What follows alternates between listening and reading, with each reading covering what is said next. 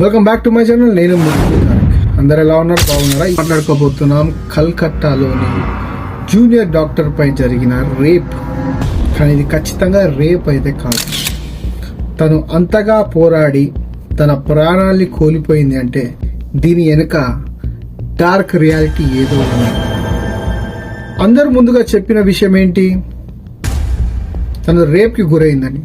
కానీ CBI enquiry చేసిన తర్వాత డార్క్ రియాలిటీ బయటపడ్డది. దాంతోపాటు ఒక్కడే కాదు 21 మంది చేశారు. దాంతోపాటు దాంట్లో ఒక లేడీ కూడా ఉంది అని మనకి వార్తలు వచ్చాయి. రేప్ ఇది ఖచ్చితంగా అందరూ రేపుగానే కన్వర్ట్ చేశారు. కానీ అత్యంత దారుణంగా ఆ అమ్మాయిని చంపిన తర్వాతనే రేప్ చేశారని కన్ఫర్మ్ అయింది.